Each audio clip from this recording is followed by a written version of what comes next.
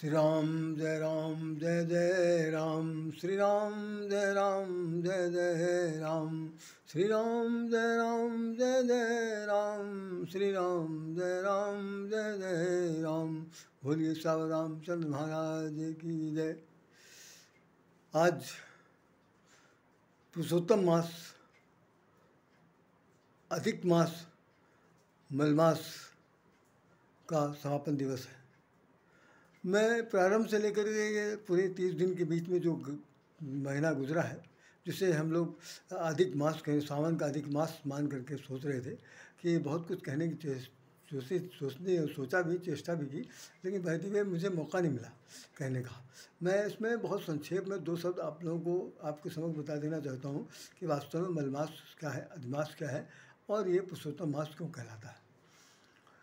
जो हमारे यहाँ जो महीनों की जो गणना होती है, शायद बहुत कम लोगों को बात मालूम होगी कि जो महीनों की गणना होती है वो चंद्रमा के आधार पर होती है। चंद्रमा के आधार पर होती है कि अर्थात चंद्रमा के द्वारा जितने वो जो पूरे महीने होते हैं ना, वो 29 दिन के होते हैं। ग्रेगोरियन कैलेंडर के हिसाब से 30 दिन का 31 दिन का महीना होता है और चंद्रमा के हिसाब से पूरे 365 दिन के अंदर वो 29 दिन का महीना माना जाता है। अब 12 महीने में अगर आप 12 महीना आप जोड़ें तो 12 महीने के अंदर कितना हुआ कि भाई 12 दिन कम हो गए। 30 दिन का अगर महीना मानते हैं तो एक दिन कम करेंगे तो 12 दिन कम हो गए। अच्छा, और मज़े की बात यह है कि हर ये तीसरे साल आता है, प्रतिवर्ष नहीं आता, हर तीसरे साल आता है। तो अब एक साल में 12 दिन कम हो गए, दूसरे साल में फिर 12 दिन कम हो गए, तो 24 दिन हो गए और उसके बाद 29 आने हैं। तो आप देखेंगे कि 2 साल के अंदर 29 का महीना है और फरवरी 28 की होती है। तो उधर से दो दिन निकला तो 29 तो हम मान के चल रहे हैं।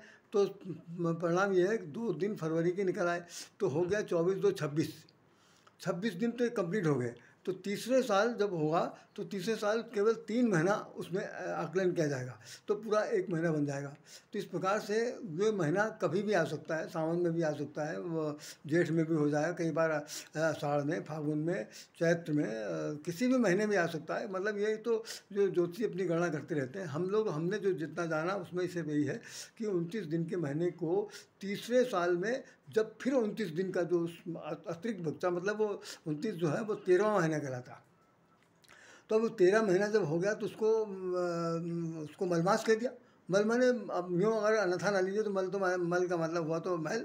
तो महीने का कटौती करते करते करते करते उसका जो शेष बचा, मल को यूँ शेष कह सकते, जो शेष बचा हुआ है उसको हमने 1 महीने का पूरा शेप दे दिया, पूरा 1 महीने का स्वरूप दे दिया गया। तो अब उसने कहा कि जितने भी 12 महीने हैं उन सारे 12 महीना देवताओं के नाम पर है। कोई भी ऐसा देवता नहीं है जिसका उसके अंदर नाम ना हो। सारे देवता, जो कोई चैत महीने का देवता है, कोई बैसाख का है, जो जेठ का है, कोई आषाढ़ का है, सावन का है, भादों का है, कुहार के, कार्तिक के तो आप सुन रहे हैं, अगहन, पूस, माघ, फागुन सब है। और देखें कि सबके नाम है अलग अलग।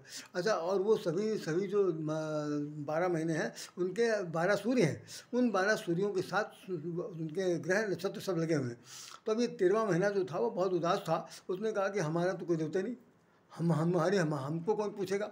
तो भगवान ने कहा कि सारी सृष्टि हमने बनाई, ये सूर्य चंद्र तारे हमने बनाए और तुमको इस बात की चिंता है कि हमको कौन पूछेगा। अरे भाई, कोई पूछे चाहे न पूछे, हम तुमको पूछेंगे। तो श्री नारायण ने, श्री हरि ने कहा कि ये महीना जो है किसी और का नहीं है, ये हमारे नाम पर इसको आवंटित कर दिया जाए।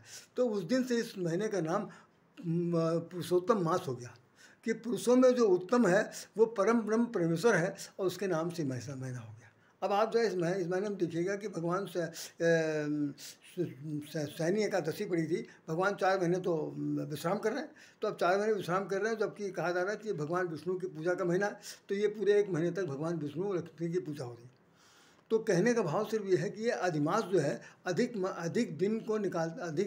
दिन का जो निकला हुआ महीना है, उस महीने को भगवान विष्णु को समर्पित कर दिया गया। ये पूरे महीने पूरे ब्रह्मांड से तो मैं नहीं कह सकता, और हर मजहब में इसकी कोई गणना नहीं। हमारे हिंदू के जो पंचांग है उसके अंदर ये है कि हर तीसरे महीने ये आता है। तो मैं समझता हूँ कि आप लोग इसको और अधिक जानकारी के लिए हम अब तीसरे वर्ष ही इसकी इंतज़ारी करेंगे। हमने ज़्यादा तो बताना इसलिए उचित नहीं समझा क्योंकि विदाई हो रही है, कोई ज़्यादा समझना चाहेगा नहीं। तो मेहरबानी से इसे समझ लीजिए कि ये भगवान विष्णु का ये महीना है और जो आज यहाँ पर विराम लेता है। कल से शुद्ध सावन का महीने का 15 दिन शुरू होगा। अब देखा शुद्ध और अशुद्ध इसमें कह दिया गया, इसका मतलब क्या, वही मलमास वाली बात है। अब देखिए मलमास भी आप जानते हैं और एक खरमास भी होता है। खरमास का महीना हर साल ख़ास तौर से पूस के महीनों को कहते हैं। पूस के महीने में घनघोर कठोर जाड़ा पड़ता है और वो खर खर माने बुरा न मानना भाई, खर माने गधा, गधा माने ना समझ माने बुद्धिहीन। तो वो बुद्धिहीन का महीना होता है खरमास, और खरमास के अंदर जाड़ा बहुत होता है। तो गोस्वामी जी ने एक चौपाई लिखी है कि जड़ता जाड़ विषम और लागा, कि जाड़ा के महीने में सबसे ज़्यादा जाड़ा पूस के महीने में लगता है।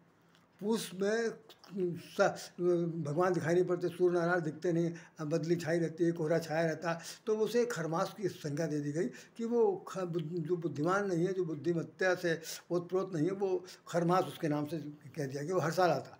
तो लेकिन ये जो मलमास जिसे कहा जा रहा अधिमास, ये हर तीसरे साल आता है और इसकी गणना चंद्रमा के घटने बढ़ने से जो दिन निकलते हैं उसको पंडित लोग, शास्त्री लोग, ज्योतिषी लोग जोड़ते तीसरे साल ला करके वो कह देते हैं कि इस साल मलमास है, इस महीने में ये लगेगा।